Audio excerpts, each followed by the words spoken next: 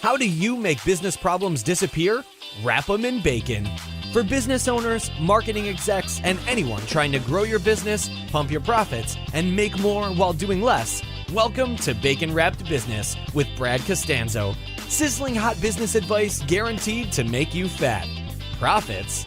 Every week our chefs will serve you proven recipes for ramping up your revenue. Now here's your host, Brad Costanzo.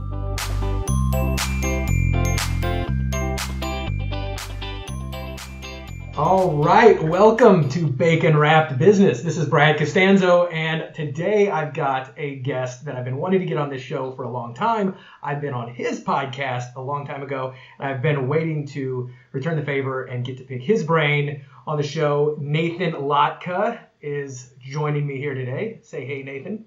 Hello, Brad. How are you? You're totally lying. You just said, I can't have this guy on my show. I'm going to wait as long as possible. I'm going to wait. I wanted to make sure that the show had enough weight and cachet to honor the great Nathan Latka.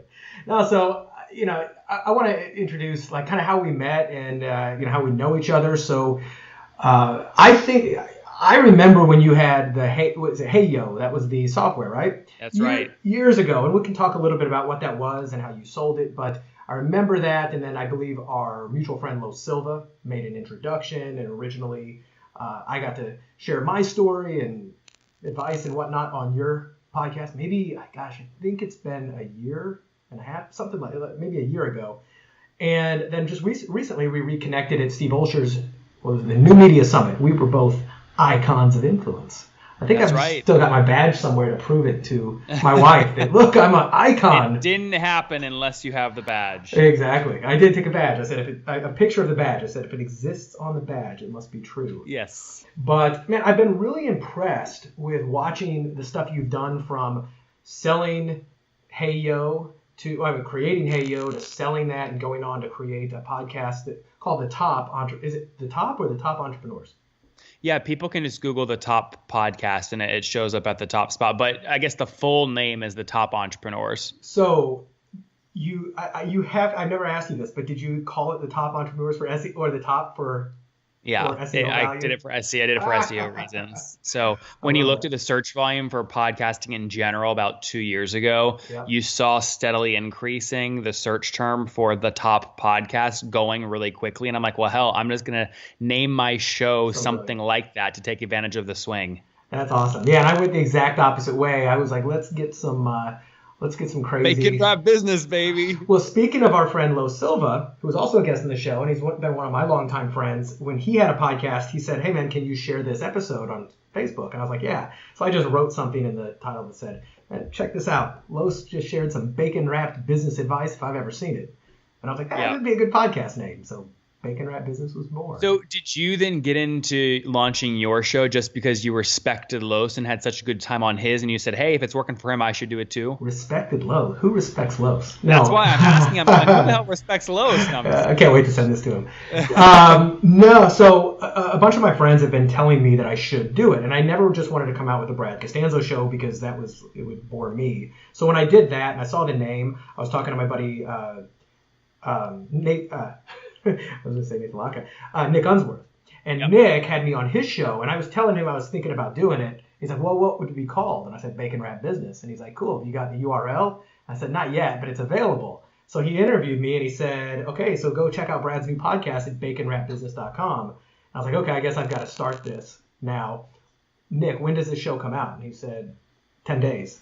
So I had 10 days to go from concept to launch, and it was just baptism by fire. So that's good stuff. It's been great. It's been such a cool way for me, and I know for you as well. This is one of the big things I want to talk about, to get access and influence in the marketplace.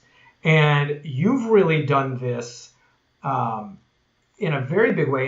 In fact, when we were having lunch the other day, you even mentioned, what did you say? I'm not even an entrepreneur or a marketer. I'm an investment banker. So you've kind of changed that around. And I definitely want to talk about some of the ways you're approaching deal structure and how you're using your podcast very strategically to build access and influence to some of the truly the top and especially tech entrepreneurs out there, and creating the Get Latka database and some of the other stuff that Yeah, this will blow your mind, Brad. Well, actually, I ran the numbers the other day because we've just passed our 1,000th interview. Now, we've only released about 700 of them. We have 1,000 interviews. And altogether, the CEOs, they employ 28,000 people. They've raised $6.3 billion, and they do $3.7 billion annually altogether. So, I mean, that gives you a sense. And then just to break that down into some cohorts, right? So 20 of my interviews are with software CEOs doing more than 100 million per year. But then I have, hundreds that are people that are less than $1 million in annual revenue that are just starting. So, I mean, it really runs the gamut. Yeah, no, absolutely. Now, when you got into the podcast, so tell me where you were. So first of all, Heyo, explain what the software did. Yeah, the very quick Heyo story. I was 19 in college studying architecture. It was 2009. Nobody's hiring architects in the middle of a financial crash. Nobody's building. That's the first thing to go. So I said, to hell with this, launched Heyo, the software company. And all I did to launch it is I saw another software doing the same thing. I thought the CEO was a total deadbeat and not a good marketer and said, I'm just going to create the exact same thing and outmarket him. And I just crushed him, right? So, a year and a half in, we were growing 30, 40, 50 grand in monthly recurring revenue. We then got investment from some of the world. Actually, many would say the world's top angel investors, and David Cohen from Techstars, and Dave McClure from 500 Startups, and from other folks. And then I raised a $2 million round of funding once we grew to about 90 grand in monthly recurring revenue.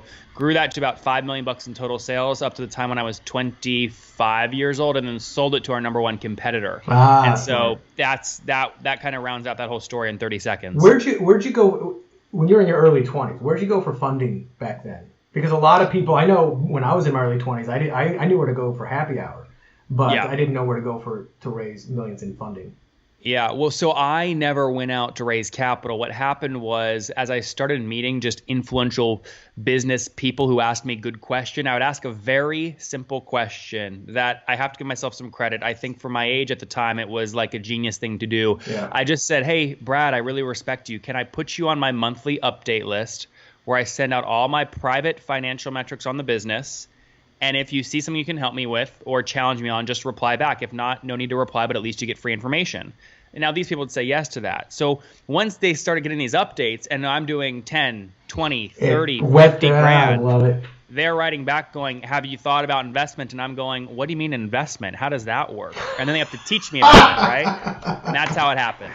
That's amazing. And, I've always heard that, and actually my friend Roland Frazier also said this on our show, on our episode together, but it's like, if you want to raise money, ask for advice. If you want to get advice, ask for money.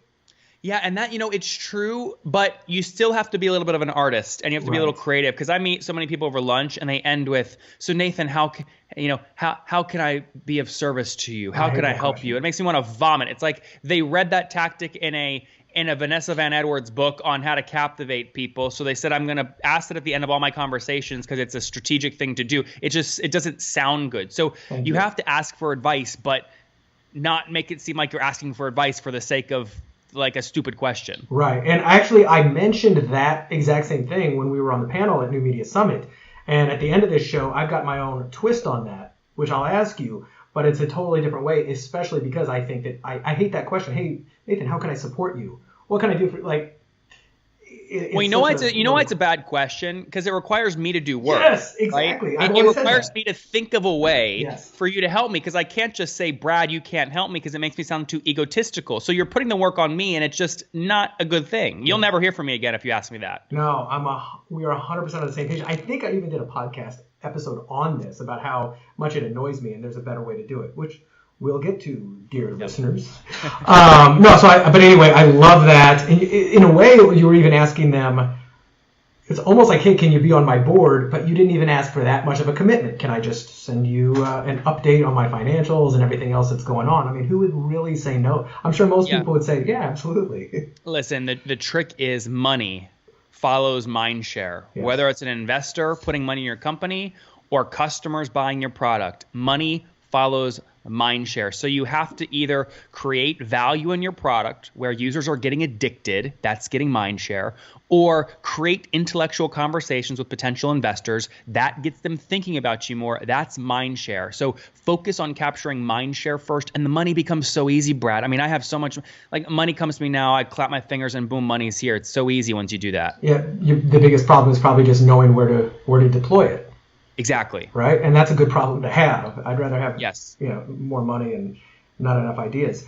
You've got a lot of investments that you're making. So, and as you said, you're seeing yourself as more of an investment banker, especially with this platform, and you're making investments, taking equity, doing some really creative deals, both with your podcast and with food trucks and with everything else. Tell me about some of the investments you're making right now. Yeah. So we did an amount last year in terms of me helping CEOs raise capital and me helping CEOs sell their companies for great multiples. We did an amount I think that would shock most people, considering I have no banking background. In fact, I had so many emails coming to me from very large banks, their M&A departments, begging me. I mean, they would kiss my foot if I asked them to join their M&A firms, right? Because these are typical investment banking firms where they're making 3% of a sale price. If they sell a company for $1 billion, they get 30 million. That's their whole business, right? Mm-hmm. Well, what happened was the podcast basically allowed me to have 15 to 20 minute conversations with the really unbelievable CEOs. And after the interview would end, we'd have 5 minutes for my next interview where they'd say, Nathan, we're thinking about selling, or we're thinking about raising capital, or hey, we want to buy other companies. And I would then go to work helping them get the deal they wanted. Yeah. And they put all their business through me. And I just I say, I don't even sign an agreement, Brad. What I say is, listen, I'm going to help you sell your company or raise capital or whatever for an unbelievable price. And we're not even going to sign anything. But here's what I expect. If you like the deal at the end, I expect a big, beautiful truckload of money in front of my house in a big, shiny silver car, right? And then I will give you more deals if you do that. So that's how I operate. That's great. And then when you're raising the money, when you're helping them do that, you're doing that via your platform and your contacts and your Rolodex that you've developed through all that? Yeah, it's phone calls and people I've connected with. My podcast it's a very, very sophisticated audience that listens. I mean, like for example, the John Lee Dumas Entrepreneur on Fire, even kind of Nick Unsworth, those kind of motivational kind of shows. Yeah, that's not yours. That's not yours.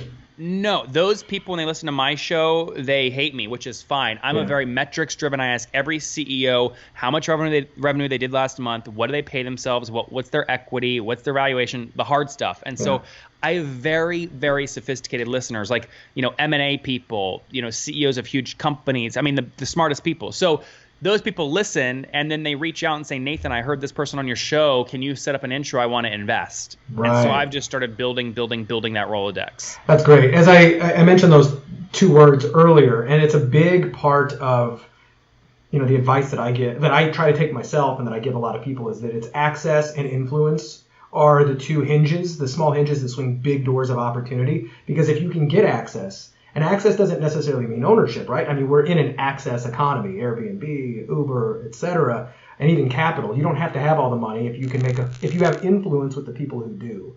And you've done a really good job of using your platform to get access to influence, and then build influence for yourself, which gives you more access to more people and more influence. And as I say, it's kind of like compound interest. And it's the sole reason I started my podcast.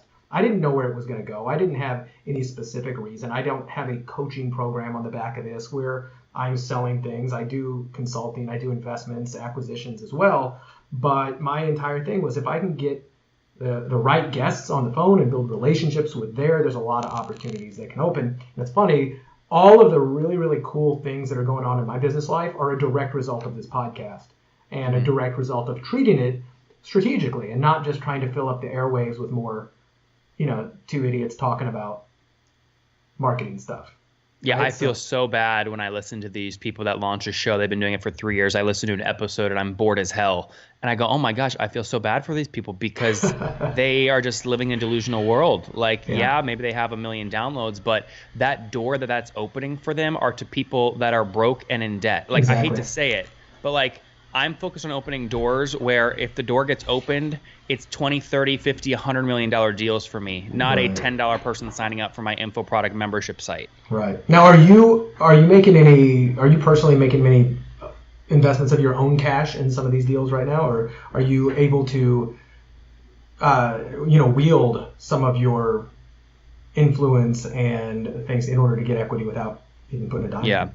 There are some people that have wanted more of my mind share. So to get that, they have given me equity, and I help them grow so fast and then raise at a much higher valuation. Nice. I have also decided to write very large checks to other venture capital firms as a limited partner, and then I will recommend people who are interested in funding to those firms. So I invest, but I'm not the one making the investment decision. It's my money, but someone else has control over it because I wrote a check. And you don't have to handle all the other little administrative stuff. Diligence, yeah. Exactly. Now the other aspect there is I am doing some deals myself, but these are more for entertainment purposes, right? So the other day I walked with my checkbook down Rainy Street in Austin and bought a random business on the spot that I didn't know. It ended up being a food truck called Ming's Funny Pad Thai. Yep. Wrote her a $6,000 check. She pays me back 75 cents per meal till I'm paid back, and then 5 cents per meal in perpetuity. That's a Kevin O'Leary deal right there, Mr. Wonderful. I love those deals. But it's great returns, right? Yeah. And more importantly,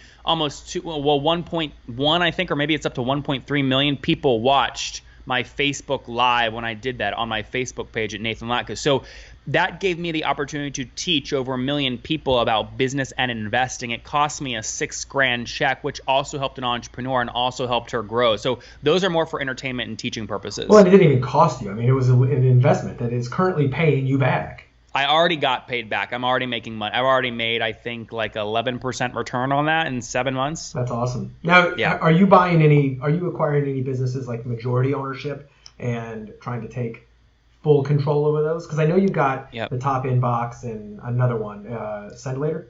I did, yeah. Those deals I did. I bought the whole company, not made an investment. I bought the whole company, and the reason I really like the topinbox.com is because it is a tool that helps salespeople send emails later in Gmail or auto follow up, which increases conversion and close ratios, or even it allows you to see when your emails are opened.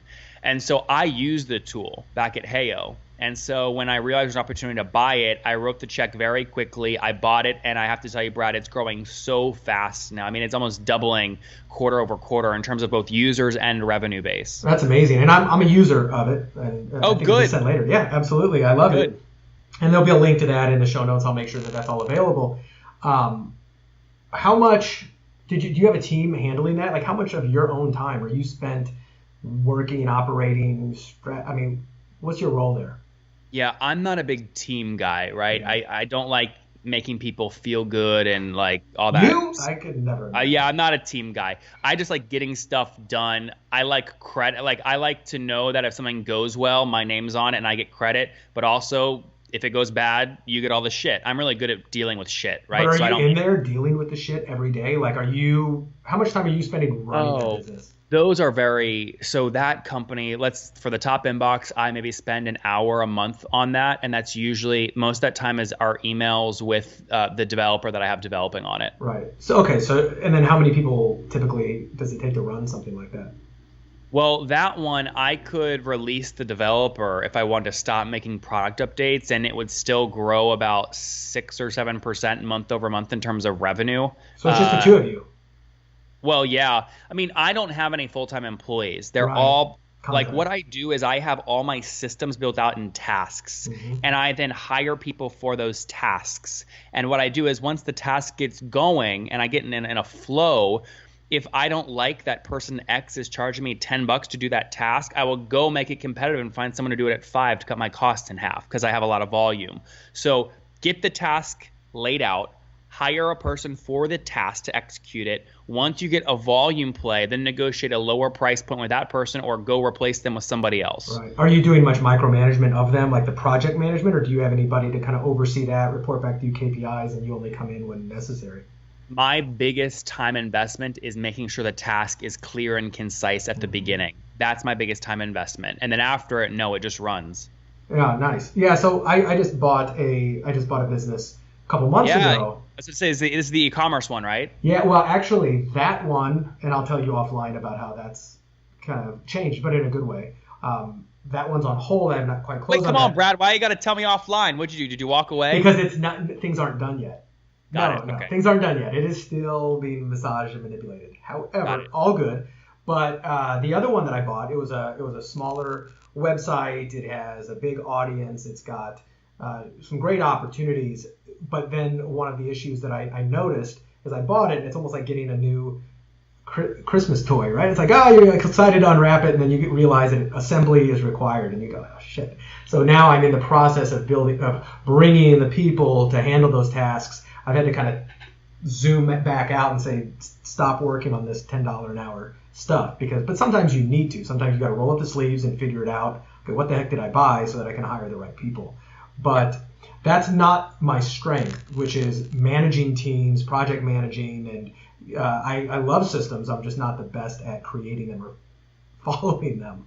So I'm trying to learn that aspect as an entrepreneur. And what I've been doing, what's been really cool about the acquisition I've done, the acquisition I'm working on, is it's forcing me to think more, instead of like a business owner, I'm trying to think more like an owner of businesses and dive more into P&Ls and balance sheets and income statements and really understanding how the business runs from a investor level, as opposed to worrying about conversion optimization and EPC and all this other stuff, because that's not ultimately where I want to be. I want to be investing in more businesses, using my influence, using my knowledge and strategies to help them grow without having to get into the weeds. And what do you hope the outcome is? You want to sell them or milk them for cash flow forever? What do you want to do with them? The two that I'm working on right now is basically fix and sell, because I know I don't want to necessarily be in them for a long term, but they both got the potential for an exit, maybe a small exit, maybe a big one, and it's kind of hard to say at the moment. Yeah. But I mean, look, that's my strategy as well, and it's one of the reasons I don't like hiring people, because that's actually, I mean, it can be a liability when you're trying to sell the company, but if you have a booklet of tasks that have to be executed, that's easy to pass off. Absolutely. You know, one of my mentors had said, now he was a very, I don't want to say he was a, misanthrope or just hated people, but he hated employees, and he was always very much like, everybody says hire A players. He goes, no, have A plus systems that you can plug in C players, and you can replace them when needed if your systems are good enough. Now that's true to a degree. Here's what I'll say about that. It's 100% true that if you want to de-risk your ability to hit doubles, and by double I mean a $4 million exit every 2 years, you should do exactly what you just said. Mm-hmm. A+ systems that you can plug anybody into. Mm-hmm. If you want to create the next Facebook, where there has to be some innovative breakthrough, you have to design, create something brand new, you have to go the other route, which is A players random. But your chances of success are significantly lower. Yeah, no, absolutely. And it also depends. If you're trying to be really innovative, you need innovative minds behind that. If you're trying to buy a cash cow, it's just, all right, let's get this in, plug the pieces together, and sell somebody a business in a box. Different story. But those are some of the things that I'm working on. That's one of the reasons I was really excited to talk to you today, is because there's very few people out there who actually do think very much like a deal maker. And how can I think a little bit outside of the box and put together really lucrative deals using non-linear strategies? And you're definitely doing a lot of that. I was really impressed. When you started the Top podcast, did you have this in mind, or was it like, no, all right, I'm going to start this? I will never be the coach that looks back and said, oh, look how smart I am. I planned this from the beginning. Yeah, what I do believe, and I've always believed, and you can go watch videos of me from 10 years ago, momentum is king. So I know if the ball gets going, I will make good things happen. Now, I didn't know this stuff would be happening, but I knew if I just got going and committed to it, no matter what, good stuff would happen. Yeah, I love it. And it's exactly what I did too. It's just get the ball moving and figure it out as you go, because it's way too hard to just plan it. Like I've never been able to come up with like a 5-year plan. What's your 5-year plan? It's like, I literally don't know, because I'd be thrilled if my life and business is totally different in a year, as long as it's better. Look, it's true. It's one of the issues I have with like these books that come out, the 1 Minute Manager or blah, blah, blah. Gary Keller and Jay Papasan, The One Thing. Yeah. Big fans of both of them. Really well done book. But it is the stupidest thing you could possibly do to focus on one thing. No successful person has ever focused on one thing. Okay, look at Bezos.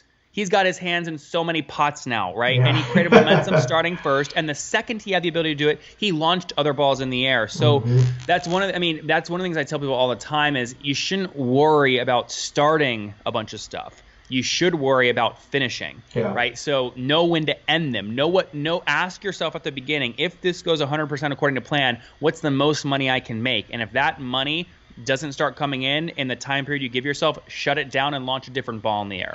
That's also, my contention with people who say never, ever, ever, ever give up. That's terrible advice. You have to know, because those are people who don't understand opportunity cost. And that's people that have a big ego that don't want the public to see them as a failure. So that's why they say never give up. Yeah. I mean, never give up on trying to improve your life and go after what you really want, but business ideas, etc. One of the businesses that we talked about when I was on your show, the coffee business that I was doing with my wife, because of opportunity cost and because of some unforeseen things, it's still there, but I had to put it way on the back shelf because of that exact reason. The economics weren't working out, opportunity cost was too big, and I just realized that this is going to be a single. It's never going to be a double, triple home run.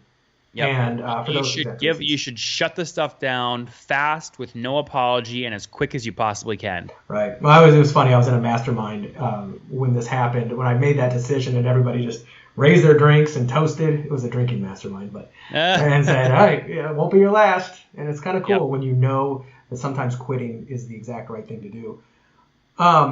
You have to swing the bat to hit a home run. Swing, swing, swing. Right. Who do you go to for? Who do you turn to for advice right now? Like, who are some of your most trusted advisors, mentors? I mean, maybe we don't know them if we don't know their names. You can, in general, who they are.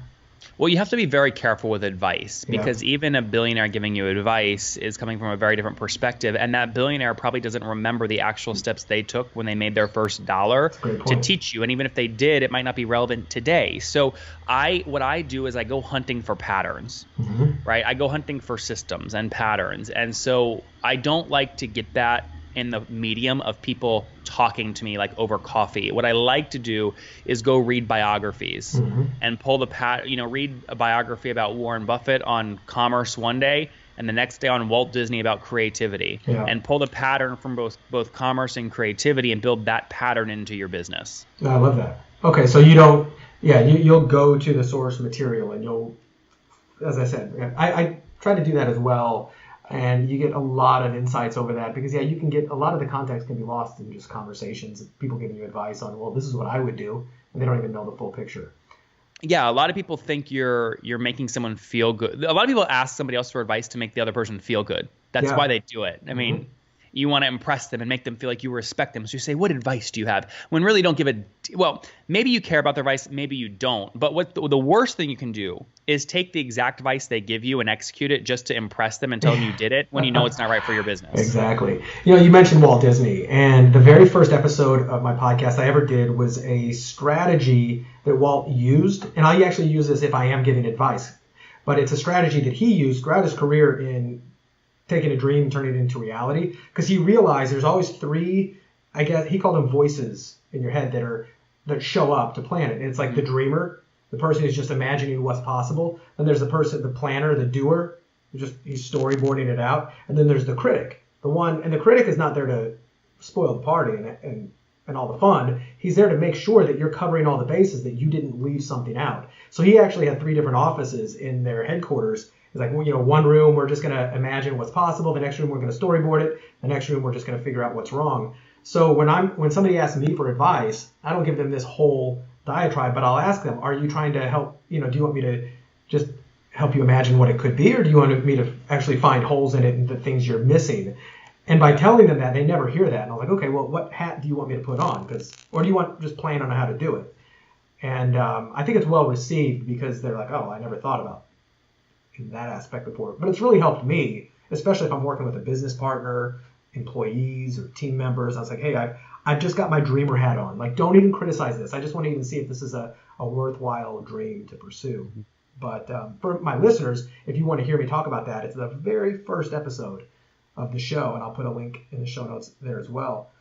I'll add real quick, Brad, to that. Actually, I see it. I don't know if you guys can see this on video, but on my room here, just piles of books on the ground because I have no more bookshelf. One of the books, Kindle? I'm going to grab it. The problem is I like the physical book.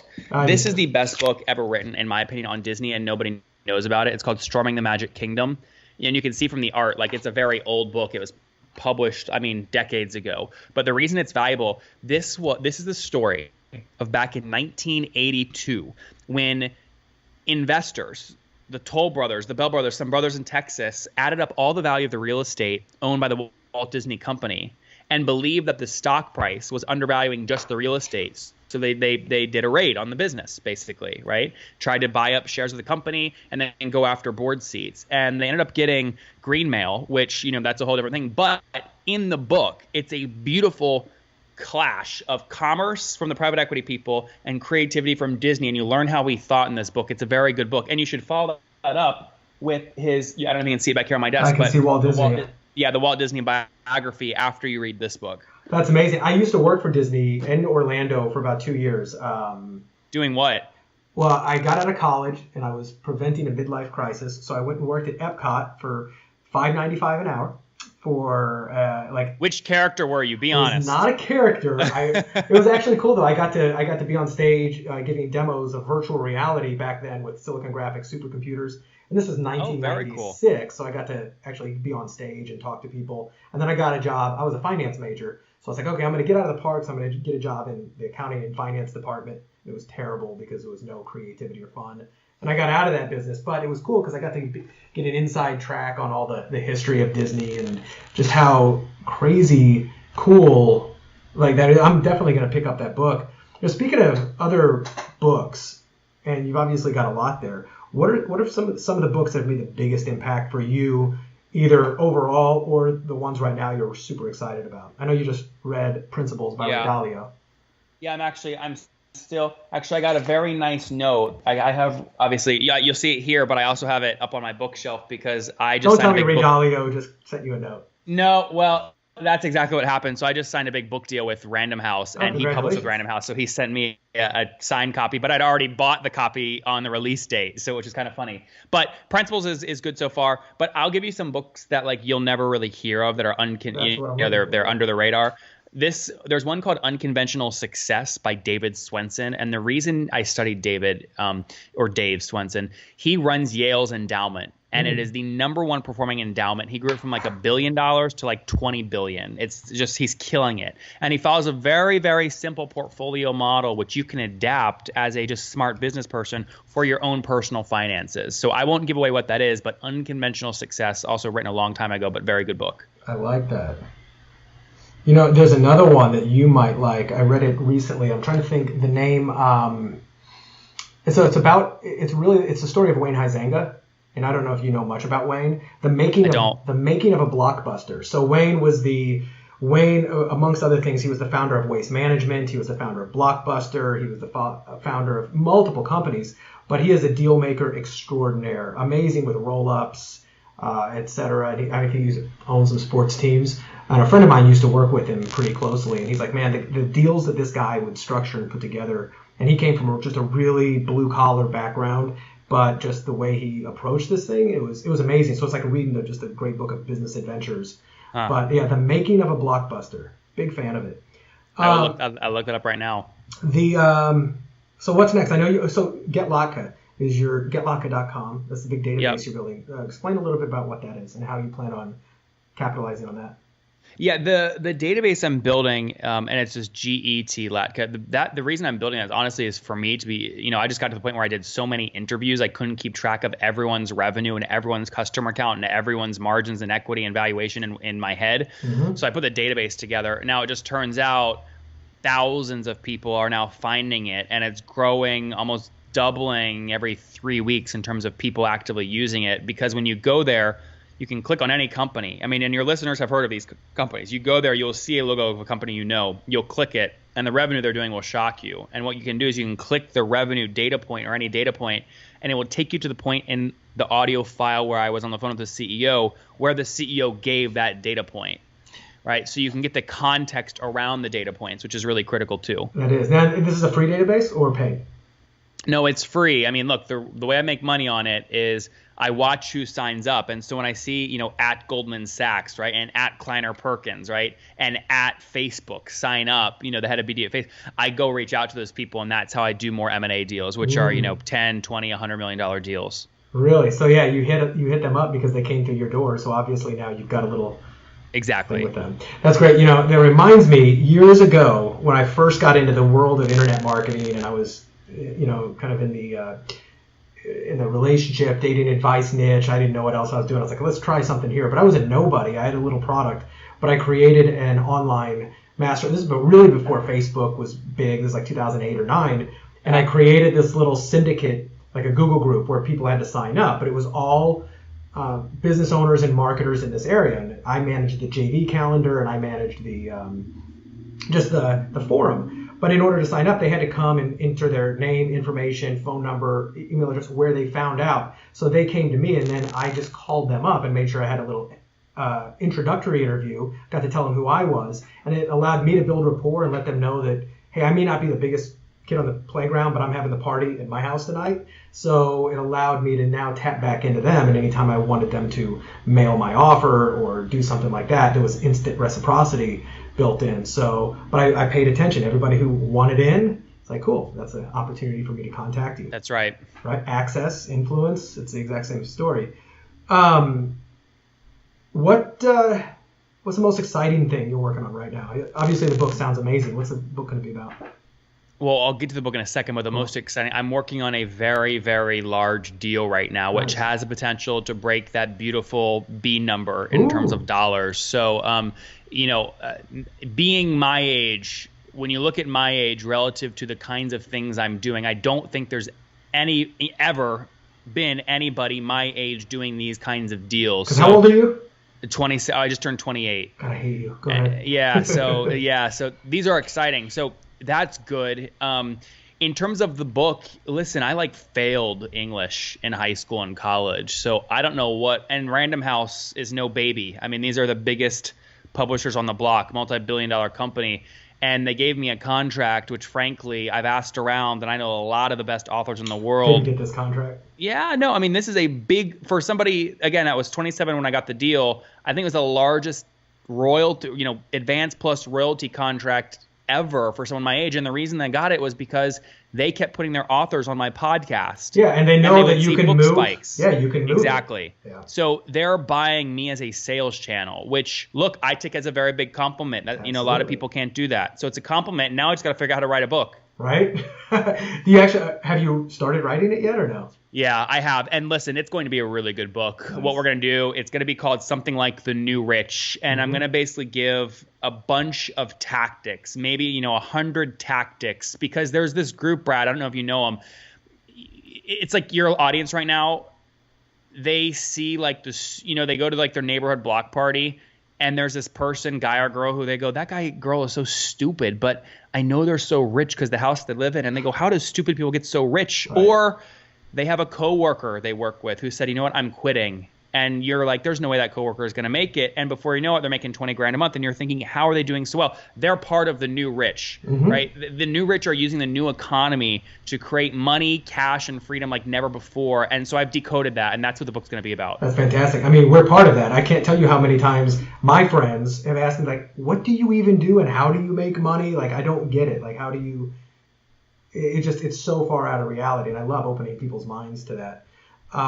What's a nut you're trying to crack right now in your business? And that could either be, obviously it doesn't sound like you need trouble raising money, but maybe it's finding the right people, learning a new skill set, getting introductions. Is there any nuts you're actually trying to crack right now that myself or my listeners could jog our brains? My number one thing that I'm trying to do right now are basically for the top inbox, find additional people writing about productivity tools or business tools and build a relationship with them and get them to try the product for free, use the product, fall in love with it, and then share it with their users, email lists, etc. That's my number one goal right now. So really more exposure to the top inbox. You see how I just asked you in a much more specific way? How can I support you, Nathan? Yeah. It was good. And thankfully, this is a little unfair because you have an advantage because I since we talked about it earlier, right. I kind of already had thought of something. Exactly. But it is a better question. It is a better question. Well, and I try to do that at the end of every episode, which is because there is no easy way. And sometimes you just want to leave it open. But I was like, it's very visual. What's a nut you're trying to crack? And then I follow that up so that you don't have to do all the thinking where I said, Is it money you're trying to raise? Is it a person you're trying to hire? Is it somebody you're trying to partner with? Like, because sometimes that's a hook. You're like, oh, well, actually, yeah, I didn't even think about it. So as I said, I take a lot of contention with, well, how can I support you? But if anybody's out there who's listening, and I have a couple people I may be able to introduce you to here who do write a lot about that, who, talk about productivity tools and whatnot, hook Nathan up. By the way, what is the best way that they can get in contact with you? Obviously, they can listen to your show at the top, nathanlatka.com, right? Yeah, you guys can all, anyone, and if you're a SaaS or software CEO listening, I'm happy to have you on my show. If you're thinking about launching your own company or you're just an entrepreneur, again, happy to have you on my show. You can also just shoot me a tweet or a text at 703-431-2709. But don't embarrass yourself when you tweet me. Make sure it's damn good. Yeah, don't send those pictures unless exactly. Unless they're damn good, right? Unless they're good, yeah. That's awesome. Well, Nathan, thanks for stopping by Bacon Wrapped Business today. This has been a lot of fun, and I'm excited that we've gotten to connect several times this year, and it's going to be cool to watch your journey, and happy to share with you any of the cool things that I come across that may help you out. But thanks again for being a part of the show. Thank you, Brad. Hey, to everybody else who's watching this, and if you want to get a hold of me, if you've got any questions, if you want a second opinion about something you're working on, trying to do, maybe it's not working out so well, shoot me an email, askbrad@baconwrappedbusiness.com, and let me know. Also, if you've got any great book advice, I asked Nathan if you've got a great piece of advice on a book I should read. Ask Brad at Bacon Wrap Business, and share this on social media. Tag Nathan, tag myself, and let us know that you liked it. Until next time, stay tuned because I got some really cool episodes coming up. And you don't want to miss them. So if you're on iTunes, hit that subscribe button. Nathan, we'll talk soon.